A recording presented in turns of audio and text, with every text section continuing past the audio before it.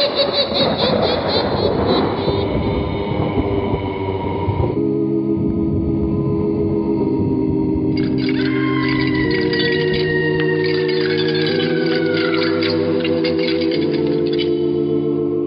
Mysterious Old Radio Listening Society podcast.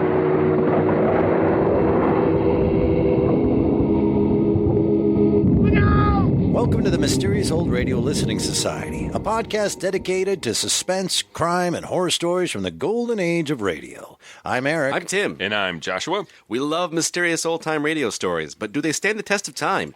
That's what we're here to find out. This week we will be listening to The Wendigo from the Canadian Broadcasting Corporation's Mystery Theater, first broadcast in June of 1968. The script was adapted from the famous short story of the same name written in 1910 by Algernon Blackwood. This recording is, as far as I can tell, identical to the recording of The Wendigo attributed to the enigmatic series Theater 1030. The only difference seems to be when they announced the name of the series in the recording. Very little is known about Theater 1030, although it was broadcasting right around the same time as Mystery Theater, and unfortunately, I was unable to determine what the relationship between the two series was. However, the recording of the CBC Mystery Theater's version is much better than the recording of Theater 1030 version, so we're going with the CBC version. If any listeners have answers to this mystery, by all means, please let us know. Algernon Blackwood's writing from the first part of the 20th century has endured as some of the most influential work in the genre of supernatural horror. In the Cthulhu mythos, the great old one, Ithaqua, is modeled after the Windwalker, as he is presented by Blackwood in The Wendigo, adapted here for radio by CBC Mystery Theater, or maybe Theater 1030, or both. We don't know. It's late at night, and a chill has set in. You're alone, and the only light you see is coming from an antique radio. Listen to the sounds coming from the speaker. Listen to the music, and listen to the voices. Time to tell tales of the unaccountable, of apparitions by night and phantoms in shadow. Time to tell strange stories of fantasy and the supernatural.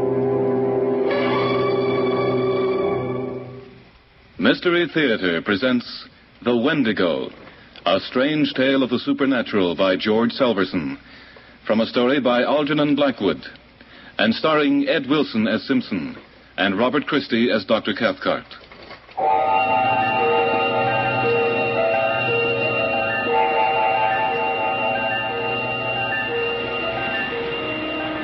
There's an explanation. An explanation. They say it carries you along. It comes and calls and carries you along. Doctor. It comes and calls to you out of the silence in the voice of the bush, the voice of wind and water and the cries of animals. Doctor, please. The perfume of it drenches you, chokes you, sickens you. The perfume of the dead and stinking vegetation. And you have to go. It calls you, carries you, rushes you away through the bush so that your feet burn like fire. Doctor, don't, It please. carries you in great leaps to your destruction. Your feet burning, the wind bursting the blood vessels behind the eyes. And then you become an animal, a living, dead thing, like the thing itself. Will you stop it, Doctor? And then it drops you, and you stagger away to die. Doctor, stop it. Remember what you told me. There is an explanation.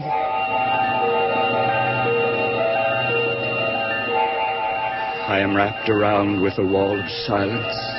With the silent snow, the silent trees, the silent forest, the silent wall of wilderness. They all listen. The listening snow, the listening trees. There is something out there in the forest, and they listen for its voice.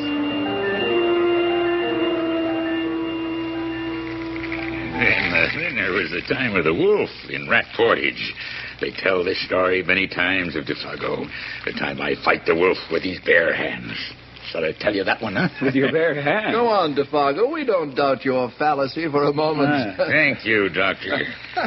Punkwa. Where's that old Indian? I was here a moment ago. Punkwa! Come back here and stir up the fire.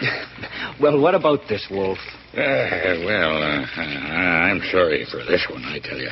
This wolf who makes the big mistake. He picks a man who is afraid of nothing, who knows the woods better than the wolf himself.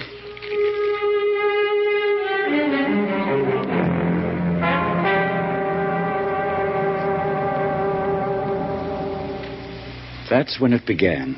Defago the guide in slouch hat and moccasins, spinning his yarns by the campfire.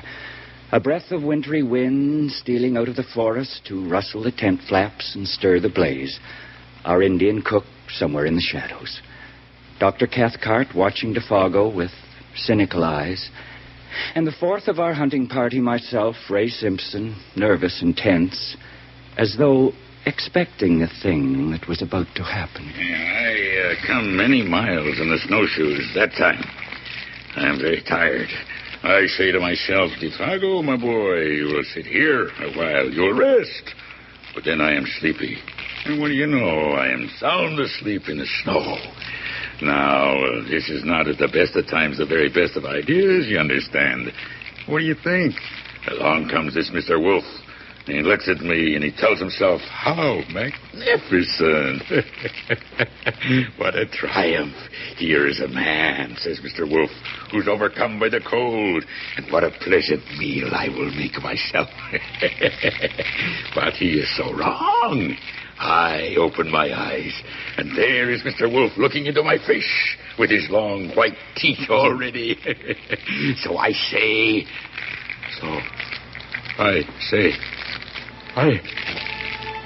What is it? What's the matter with you, man? Listen.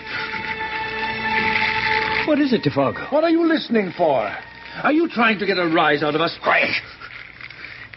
Did you hear it? No, not a thing. You heard nothing in the bush? No. Stop this little game. You can't frighten me with this nonsense, Defago, but you've scared the living daylights out of Ray. You heard nothing but the wind? Yes, that's all. Did you smell something just then? Smell something? Really now, Defago? Only the fire. Why? What is it? It was nothing then. It was my imagination. Punqua! Where's that Indian? The fire will go out. You'll probably find him in your tent, hiding from the Wendigo after your little performance. Punqua! You know that story then, Doctor? Well, I'm interested in other things besides medicine and hunting moose.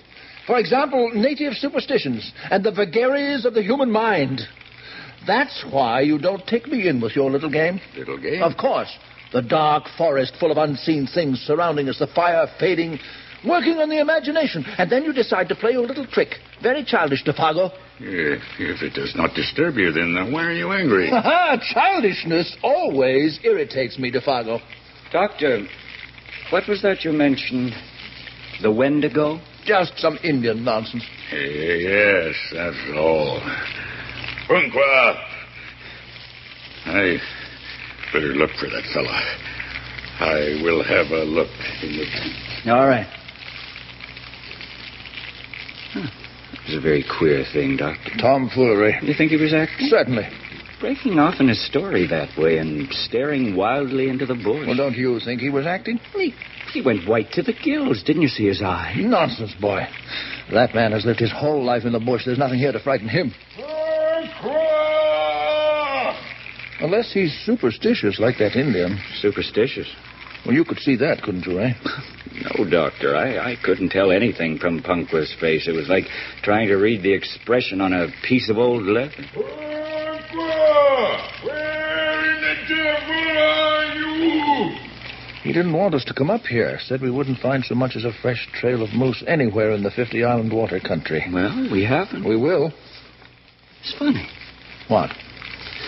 Well, this afternoon when Defago went off into the bush looking for signs of moose, I couldn't help thinking, Doctor, what would we do if he didn't come back? What do you think we'd do? We'd go home without him. Do you know the way? You're talking foolishness, Ray. Why would Defago disappear? He didn't. He's here. Yes. All the same, I had a feeling of what it would be like to be alone, at the mercy of all this desolation that takes no notice of man. Punqua, you old fool. Superstitious fool. What is it, Defago? It's the old fool. That's what it is. Where is he? What's he doing? It's what we will be doing. From now on, we have no cook. The hunters will have to be cookers, too. Why? What's happened? Superstitious old fool. He's taken one of the canoes. What for? Where's he going? I know that one. He is gone. He's gone. Home. Then it's your own fault. Probably scared him witless with that little game of yours. But, Doctor... Now you'll have to figure out how we get along without him. Well, as for me, I'm turning in. We'll be up with the sun, Defago, and I'll expect less nonsense and more results tomorrow. Good night, Doctor. I'll be along in a minute. Defago, what was Punkwa afraid of? Who knows? Sometimes in the wilderness, men become sick with a strange fever, a fever which makes them mad. Maybe he's afraid of that. Do you hear something? Only wind? Yes, only wind. Good night. Good night, Defago.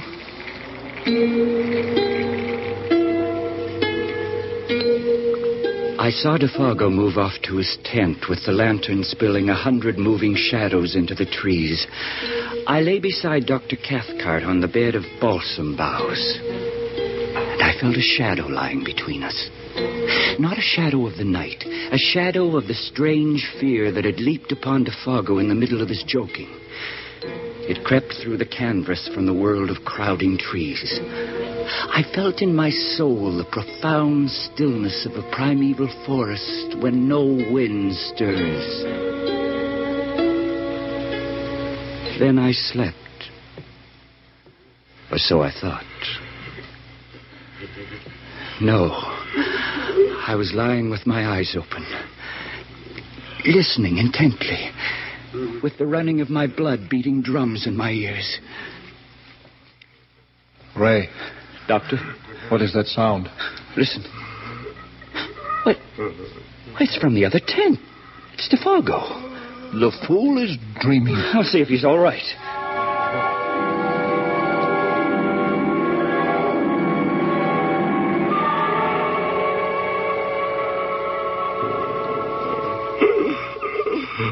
Defago. Defago, what's the matter? Are you awake? Defago. Defago, you're dreaming.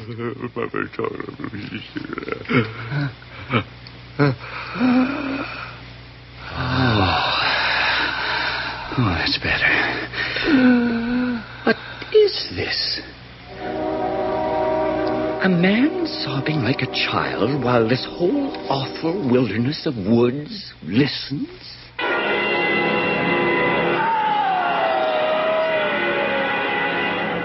Defago! What is it?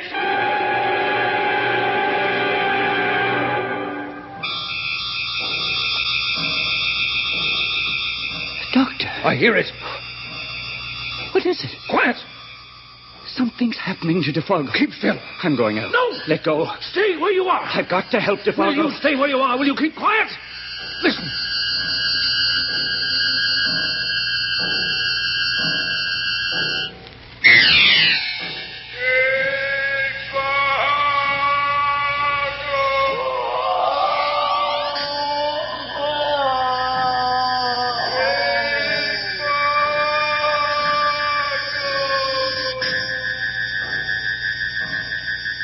Doctor. Quiet. Fire. Fire. Oh, fire. Oh, my burning feet. Oh, fire. Oh, fire. Oh, my burning feet. Oh, my burning feet. My burning feet.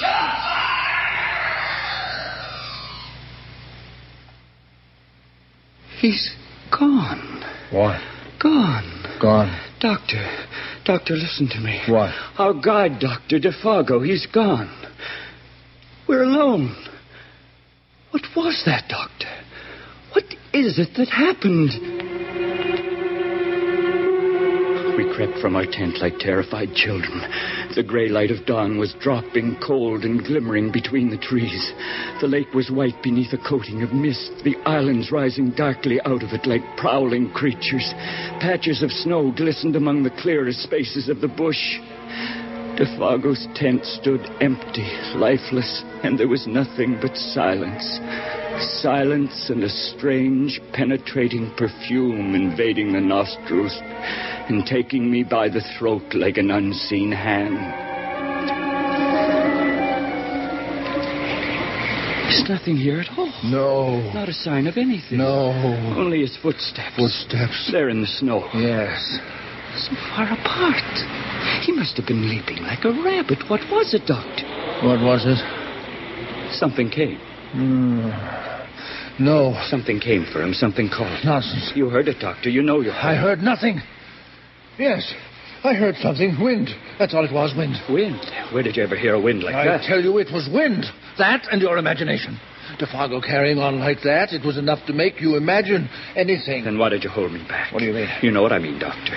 When I wanted to go out and help Defargo, why wouldn't you let me go? I had reasons. 2 reasons. Yes, 2 good reasons. What reason? I knew what that sound was. It was some sort of hurricane. I thought it safest not to move. And I could hear that Defargo was growing mad. He might have harmed you. Nothing was disturbed, not a leaf. What kind of a hurricane is that? How do I know? It probably passed overhead. Then where is Defargo? Yes. That's the point.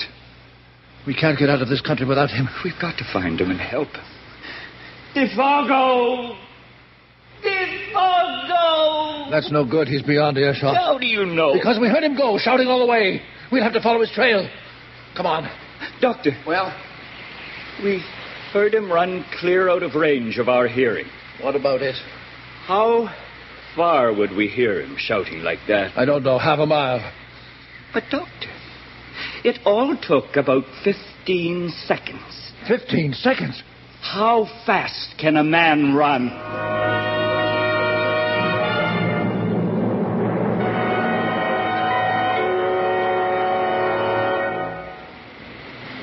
Ah, there's the end of the trail. No more snow. Trees are too thick for it here, and of course that's the way he chose to run. How will we find him? He must have been tearing himself to pieces rushing through the bush like that. We've got to keep going. No, this is no use. We'll only lose ourselves. Without Defargo, we're lost anyway. We've got to keep after him. No, listen to me, Ray. Defargo! Nothing. Now listen, Ray, we must stop running around like frightened, superstitious women. And what do we do? We're going back to camp. We're going to organize ourselves for a systematic search. You're so rational. You're so ready with explanations. How do you know we'll ever find him? He can't be far. How can you explain it all away, Doctor? His rushing away so fast, the crazy words he was using, that perfume in the air and that sound, you can't explain Ray, that. there's an explanation for everything. We are going to keep our heads, or we'll lose them like Defargo. Now, let's get going. The second time we set out from camp, we took food and matches.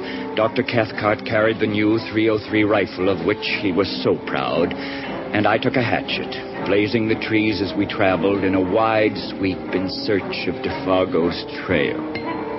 Ray, What is it? come and look. Here it is. We found it. Yes. Those are the tracks of human feet, sure enough. Defargo's, of Yes. course. But what's this beside them? Beside them? Yes, look here. Animal tracks. There you have your simple explanation for the whole affair, Ray. Why? How does that explain anything, Doctor? Those big marks have been left by a bull moose. Now I know what happened. Well? The wind against it, the moose blundered into camp. It uttered a cry of alarm, which we heard in the wind. Defargo heard it, too, in his sleep. Remember the nightmare he was having? Yes, but why did he... He's a superstitious fellow. And that Indian had filled him with stories about the Wendigo. He suffered a temporary derangement, perhaps nothing more than panic. And now he's tracking the animal. Yes, could be. We have nothing more to fear. Let's take a breather. And a bite of food before we go on. Oh, you were right. You were right. There is an explanation for everything, Doctor. And if you knew the kinds of explanation that have been going through my mind... I know. Here. Take a couple of sandwiches. Thanks, Doctor. Got the water there and parched. Here. Thanks.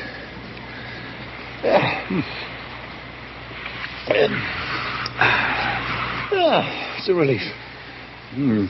That's the second time you've mentioned this Wendigo thing. What is it, Doctor? Oh, only nonsense. Indian legend of some sort? Well, about the size of it. Oh, it's funny the comfort I feel. Sitting on a stone in the middle of nowhere, looking at Defargo's footprints. Yes, telling such a normal story. Hunter trailing moose. This Wendigo thing. Did it Did it have something to do with Punkwa deserting us? Perhaps. What sort of a thing is it supposed to be, Doctor? Well, in this part of the country, when an Indian goes mad, they say he has seen the Wendigo. Oh. The Wendigo's a state of mind. Yes, you could call it that. There is no such thing. No such thing? What they say out here. They say out here are spaces no man can penetrate. This creature lives there, this Wendigo. Creature? The Wendigo. Huh? They say it's a kind of animal. It's a state of mind. Kind of animal? Doctor, look here a minute. What is it? The moose tracks. He must be a big one. You're right. Big, round tracks. Look here. Does this look like a hoof mark to you? No. Caribou? Oh, that would be hoof marks. Bear? No, it isn't bear. Doctor, I think we'd better get moving again. Yes. You loaded it, Doctor. It's a bear track. Is it? What are you doing? Why are you kneeling there? I thought I smelled something. You're acting like a fool. Do you want to lose your mind like Defago? And you think he's gone after all? No, I told you what that was. Get your nose out of that track. You're out of your mind. Dr. Cathcart, don't you think we should turn back? Why do you talk such nonsense? There's perfume in that track. Oh. If you let your mind go like that, there's no knowing what you'll imagine next. We've lost enough time. We've got to find Defago. We went on mile after mile. I dreaded the essential tapping of the axe on the massive trunks. The sound went before us into the dim forest where something was waiting and listening. The doctor pressed on, faster and furious, like a man who denies something he really believes. And the tracks became increasingly strange and unbelievable. There's an explanation. An explanation. How much did you measure? 18 feet. 18 feet from one step to the next. Well, let's check back. We must be missing some tracks. No, there it is in the snow. Defago took 18-foot leaps. So he'd been lifted and carried. Lifted and carried by what? The beast. That's what they say. They say it carries you along. It comes and calls and carries you along. Doctor? It comes and calls to you out of the silence with the voice of the bush, the voice of wind and water and the cries of animals. Doctor, please. The perfume of it drenches you, chokes you, sickens you. The perfume of dead and stinking vegetation. And you have to go. It calls you. It carries you. It rushes you away through the bush so that your feet burn like fire. That's what he said, didn't he? Feet of fire. Doctor, don't, please. It carries you in a great screaming leaps to your destruction with your feet burning and the wind bursting the blood vessels behind the eyes. And then you become an animal, the living, dead thing like the thing itself, and it drops you, and you stagger away to die. Dr. Cathcart, will you stop it, please? This is not like you. Remember what you told me. There is an explanation. Yes, an explanation. Let's look ahead. Check those footprints and the animals. Yes. Now, it just may be that our eyes are playing us tricks, or else... Yes? Yes, Ray. What is it? Those aren't Defago's footprints. What? We've lost them somehow. Where did he go? Lost them? How could we lose them? And they end here, both sets. There. You see, we didn't lose them. There are still two sets of tracks. Where did they go? Up in the air? There's an explanation. An explanation. And those aren't Defago's. Look at them. There were two animals here. We've lost Defago somewhere back. No, we haven't. Those are Defago's. This is the end of the trail. This is where it left him. Then where is he? Defago! Don't call him. Don't call him. The big trees closed in on us like gangsters. I stared around with no power of thought, no judgment. The feet that printed the surface of the snow had come this far, and then nothing. And here were Defago's prints, neat, round duplications of the strange animal track. The feet that produced them had therefore changed, and my mind reared up with loathing and incredulous bewilderment. Don't call him. Don't. Doctor, get hold of yourself. We're going back. But we have to find Defago. We'll never find him. We'll die in these woods without him. That's better. Better? Why? I tell you, we're going back. We have to give it up. But, Doctor, We have please. to give it up. All right, then. Let's go back. Good. If we hurry, we can make the camp by nightfall. Yes, of course. We will have it all explained. You'll see, Ray. Yes. Hopelessly lost. It happens in these woods, even with a man like DeFargo. There's no chance. We've done everything. There he is. What? Coming through the woods. It's DeFargo. No, wait. It's DeFargo. DeFargo! It isn't DeFargo. It is DeFargo! You see? No, it isn't DeFargo. Yes. Not anymore. What do you mean? Keep him away. Keep him away. Doctor, please. Doctor, put down that gun. Keep him away. Doctor! You're out of your mind. It's all a lie. Give me that gun. All a lie. Superstition, I defy you. Doctor, control yourself. All in the mind. You're nothing. Here it comes, and it's nothing. Listen to it come. It comes for me. I'm coming. Oh, the fire. The fire. The fire. Oh, the fire. The burning fire. The burning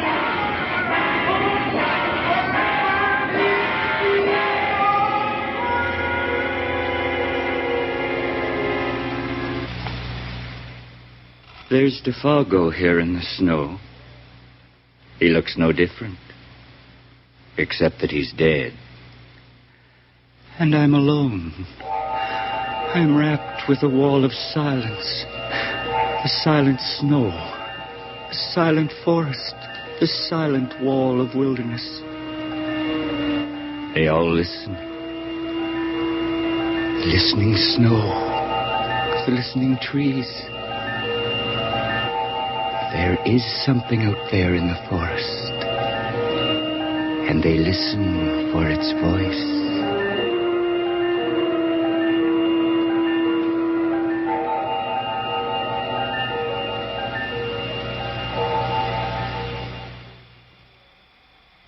Mystery Theater has presented The Wendigo, a tale of the supernatural by George Selverson, based on a story by Algernon Blackwood. In the cast, Robert Christie as Dr. Cathcart, Ed Wilson as Simpson, and Murray Westgate as DeFargo.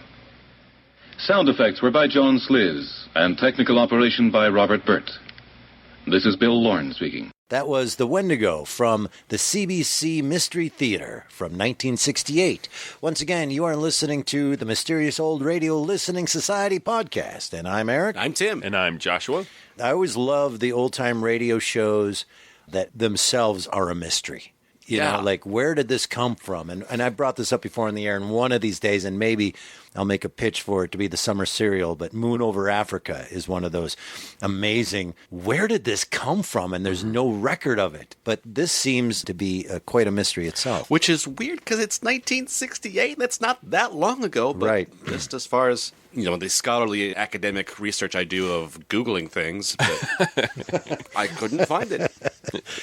It's weird how I'm getting frustrated that when I don't find things through Googling them. Instantly. Instantly. Because we're old enough to remember when you would have to go to the library and ask the cranky librarian to go down into the stacks in the basement and bring something up through the book dumbwaiter and have and actually spend hours and hours researching something to get information. And now if it's not there in 2 seconds, you're like, it must have never happened.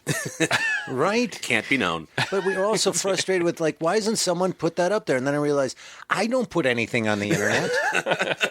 I don't add to the information source. I just take. You find things on YouTube. This just happened yesterday where I was, that scene from Indiana Jones. And I went to YouTube and there it was, 26 seconds long. And I played it because I was trying to remind my wife of, and I'm like, there it is, of course. And then you have to stop and remember, someone did that for me. Someone put that up there and I expect it to be there. So someone's got to know something about this. Thanks, internet people. That's right. Who are you people with time? So much time. I'm going to put this 20-second clip of Indiana Jones up. Here we go. Someone's going to be really happy when they make their point to their wife about a joke. I like how Eric can thank somebody and insult them simultaneously.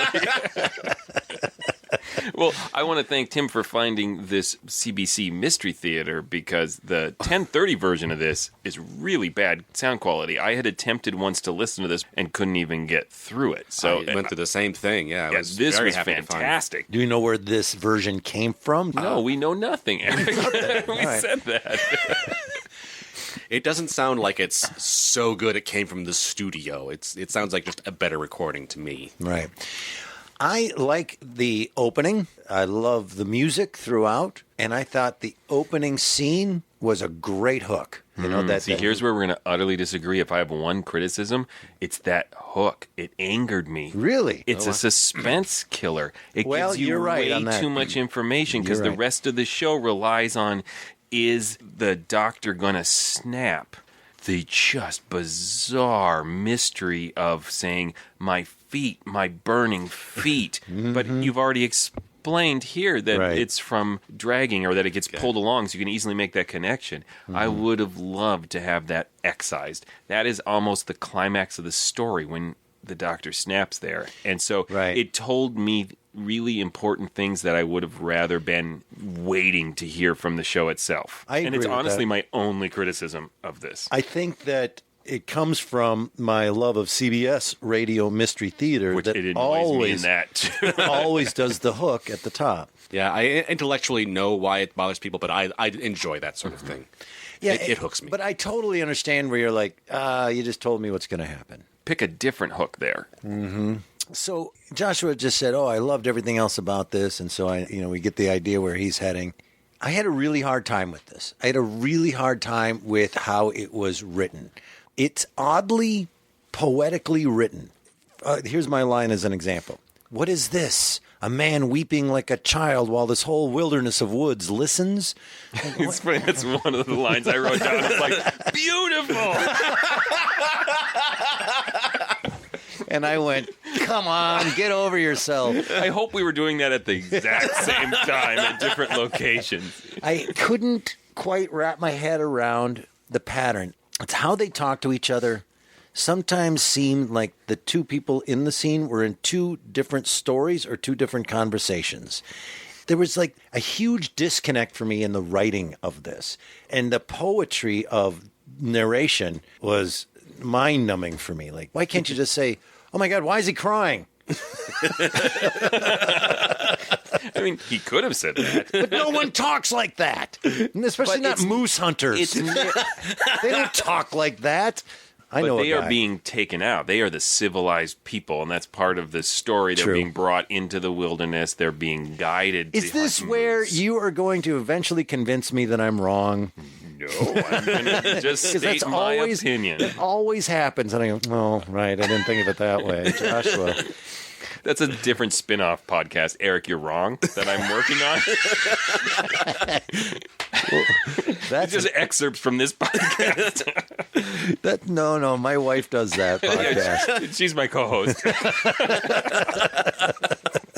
With me, as always, is Eric's wife. Well, we're going to have a long one today. Eric's had quite a week of being wrong. So you liked that? Well, you and I have had this conversation, I think, before. If they were speaking to one another like that, it would seem odd and artificial. I think there's that break between what is acceptable as narration. When you are the idea that they have gone away and write. If you're narrating this is sort of your written thoughts, like from a journal almost. I know that's not stated explicitly, but that is the convention of narration to me. And so that you are going to use a stylized prose voice in narration as opposed to dialogue, which should sound how people would talk to one another. It's also written in 1910, so the source material is not contemporary for the dialogue as well. Right, because we used to talk like idiots. So we used to talk better than we do now, I feel. I disagree. Stupid. Fair point. All right, thank you. Yeah, a man weeping like a child while this whole wilderness of woods listens. That's terrible. That's just so over the top.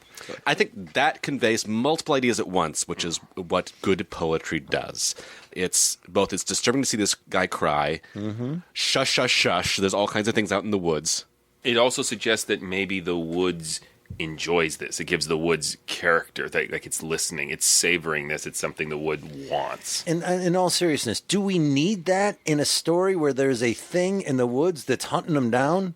Just be scared and try to get away from the thing that's killing you or dragging the guy off. Why do you need that description of that flowery, over-the-top description when you really have just a really wonderful idea of these guys are in the woods and they can't get out? I love the line where they say, what if this guy goes away? How are we going to get out of here? But they don't say it that way. They said it in some weird conversational way. Like, this is it. Hey, wait a minute. If this guy goes away, what are we going to do? God, you're right. But that's not what happened. It was some kind of like... But that's not... Gustave Flaubert showed up and started saying stuff. It's 1910, and these are clearly educated, literate men, and that's part of the story, is the contrast between them and their guides. This idea of the doctor who objects to all this superstition and doesn't want to believe and bends over backwards to come up with, at times, just crazy justifications. It was a hurricane. The hurricane killed me. I love the idea. Oh, a moose picked this guy up and ran at 80 miles an hour, dropping him every 20 feet and picking up a... Yeah, I love that elaborate lie. Yes. We're laughing at it a little and making fun of it, but in the context of the show, I related to it in those sort of desperate moments that something scares you, yes, and you're looking for any comfort, and you will jump through hoops logically to get there. I couldn't agree with you more that this story lays out as a terrifying sequence of what are we going to do and how are we going to solve this, and all of it is, I think, a really great story. My point is that I feel like it never got traction because of the writing. It would start moving forward and then get mired in the odd conversation or narration. In other words, we're moving forward. Oh my God, where's the guy? And then, it stops the action for me. That, for myself, and I will cruelly speak for Joshua. Thank you. When we hit some of that poetic, flowery language, we like to dig in, like, what's in here? What's all being said here? Multiple layers, implications, la, la, la. And you don't want someone to challenge you to understand what they're saying. You just want them to say something that you understand. Yeah, well, it's about, for me, momentum. This is happening, we're moving, and it just seems like Grandpa driving the car. We keep hitting the brakes in weird spots, and we got to stop and listen to that. And it should be moving full steam ahead of freaking out and what's happening and what are we going to do and all of these wonderful things with this legend that exists. That if you looked online at the pictures and the depictions of what a Wendigo looks like, it's like a giant deer skeleton. It's terrifying. And my point is that why stop and go, okay, let's go back. And I get 1910, and I get all of that. I'm saying, when was this? 1968. Yeah, they had plenty of time to take that out. Well, but based on the Screaming Skull, which was from Theater 1030, but also represented as a CBC mystery theater or whatever that mystery is. That was done around the same time.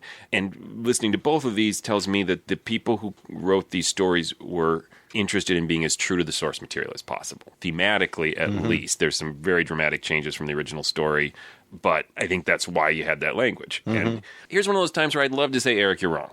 But the reality is, this is a subjective taste difference. Yeah, I was enjoying this, both this and the story it's based on, in a different way.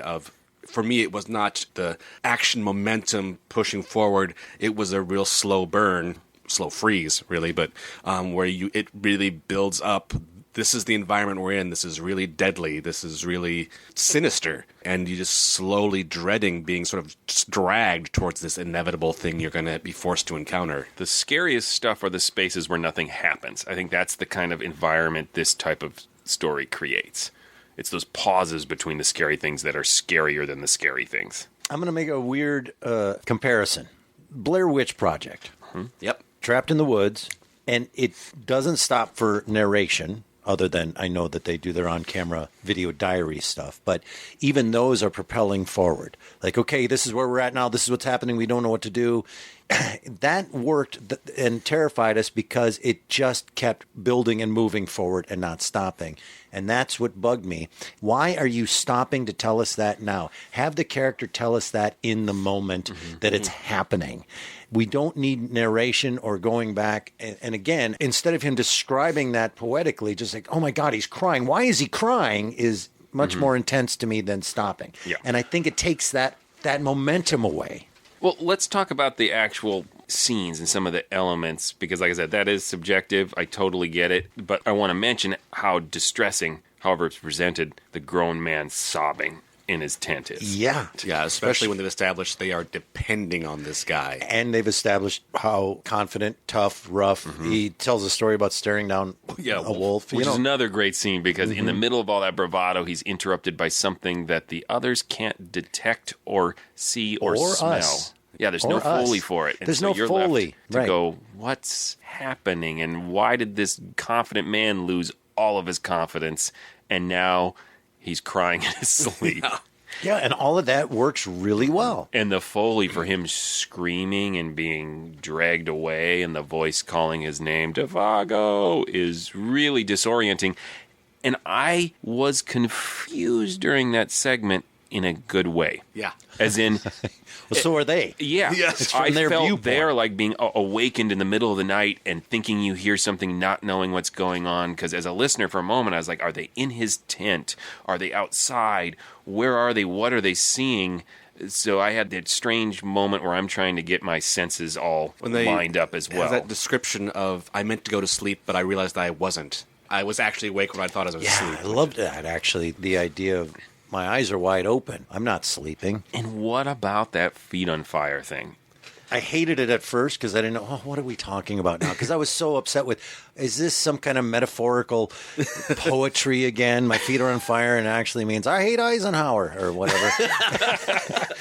I don't know. They were still mad about Eisenhower in 1968. They were.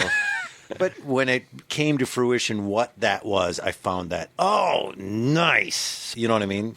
Why I would be bugged by it at that point. Oh, yeah. What are we talking about? Jumps out as weird, even in the moment of it. It's very strange, and I think it speaks to the successful tone they create around that you don't laugh at that. I think we've talked often in this podcast about that fine line between comedy and horror that I don't think I ever really realized existed until we did this podcast. I was thinking like comedy, tragedy, that should be ridiculous when he's going, woo, my feet burn, woo, like we say it now and it's hilarious, but listening Do it to again, do it again. Woo, my feet, woo, my feet. Yeah, it's like, that's comedy. But in the moment, it is so weird. If you woke up in the middle of the night in the woods hearing someone scream that, it would be the most terrifying thing ever because it makes no sense.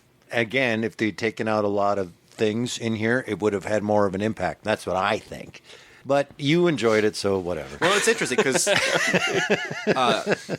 Joshua and I were talking about the source material a little bit earlier, and it's actually not a short story. I misspoke in the introduction. It's a novella. It's pretty chunky. So I think a lot of things that you don't like about it get more so in the source material. They really take their time establishing what a menacing place they're in. And again, and we've talked about this before in this podcast, it really is and was a difficult thing to do adaptations of stories and get that in 25 minutes. And how are we going to do that? And they make a lot of interesting cuts in this that I think You overall have to. works. Yeah. What did you think of the end? It's ambiguous. It's different from the short story, so listeners, you can go read this, or the novella, you can go back and read this and have a completely different ending, so that's kind of nice as well. But for this ending, what'd you think of it? I was a fan of the short story, and so I just looking for it. Is there a radio adaptation of this? So I came into it knowing the ending of the novella. I confessed to be like, oh, that's not right. Yeah, that nerdy That's not moment. the right ending. I did the opposite. I heard this, then I went and read the story. But there is a lot of ambiguity in this radio adaptation there at the end. Do you think this was all a hallucination or hysteria on the part of Simpson and the doctor? Because we have Defago coming out of the woods. They say specifically he's human. He's normal, and the doctor has shot him and then goes screaming. We hear the sounds as if the Wendigo has grabbed him up, because he talks about his feet burning too and is gone. Where does that leave you? Do you think that's intentionally ambiguous? Yes. I thought it was intentionally ambiguous to leave us with, what do you think happened kind of moment. What I like is that it doesn't matter to Simpson. He's dead either way. He's abandoned out in the woods, and if it was a hallucination or there's really a monster, either way, he's screwed. Right, because all he knows how to do is talk funny. Yeah. But I love an ending that can be both ambiguous, but we know what happens to our protagonist. Yes. It's not open-ended. How does the novella end? Very different. I don't know if I want to spoil it for people. I would Spoil say, it? Yeah, well, if you haven't read the novella, press pause. Yes. Well, they find Defago, just like in this version. However, he is starts a his own store of a flower shop.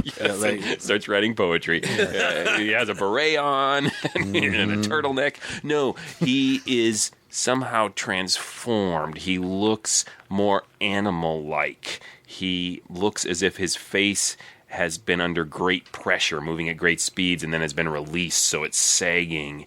And then they notice that his feet have transformed. They are these blackened animal feet, like the tracks they've been watching. That's a terrible cut, because that's awesome. That is. However, it's more complicated in the story, because then this sort of screaming Wendigo wind comes back again and snatches this being up just as they realize that's not Defago. They become convinced that is not him. Disappears. They go back to their camp and they find a second Defago who is clearly human but looks emaciated, has frostbite. He's saying his feet burn, but just because they're frostbitten. And he doesn't remember anything. He doesn't even remember who he is, and he dies weeks later. So they changed a lot, but you're left with the same ambiguity. Did we have a group hallucination? Is this the madness of the woods that the natives talk about? Sure. What really happened here? One of the things in the novella, as long as we're nerding out, yes, there's two guides. And so these two characters get split up between the two guides, and one of the nice tense things is the guy who gets stuck with Defago. That I'm going to be alone out here with the unreliable guy, and I don't even have my buddy to help me. Obviously, they changed that for the radio drama because he has to have someone with him. Otherwise, he's trapped in the woods with no one to talk to, and it would all be the poetic narration that would drive Eric crazy. So they alter it so that we have the doctor with Simpson when Defago is taken away by the Wendigo. I like that. Like I said, I love a radio adaptation that can make these changes yet still be thematically true to the concept and find new bits of suspense. I think in the radio show, the suspense over how crazy the doctor will get to justify some other explanation for these bizarre things that are happening, where, you think suddenly Defago can jump 18 feet. Right. Yeah, and his footprints change. Yeah, and they go to like, oh, he's clearly out of earshot. In 15 seconds, he's gone how many miles? I really like this addition of the doctor shooting him, because it's almost like I don't want to know the answer. If that really is Defago, then I'm right. But what if it isn't? I'd almost rather not know. It's like Schrodinger's Defago. That theme that goes back and forth with the doctor of what is the Wendigo, and he keeps trying to insist it's madness, it's a state of mind. Like, no, it's a thing. It's a thing, and it's in these woods, and it's going to make your feet burn. Yeah. One of the things that we've uncovered in our 75 podcast is the idea of how really difficult it is to adapt previously written and established stories into a 30-minute radio drama format, which they did a lot from 1930 to 1958 and beyond, but for the golden age. That's a difficult endeavor. And what are you going to choose? And when we did, that hour version of Mercury Theater's on the Air, Dracula, the classic, well-known book, and how do you turn this into an hour and put it on the radio? They hit the mark, and it was good. How hard, though, that is to pull off. And you're talking about this ending, and we're all thinking, why didn't they put that in? How long would that have taken? What would have had to have left to have all of this in?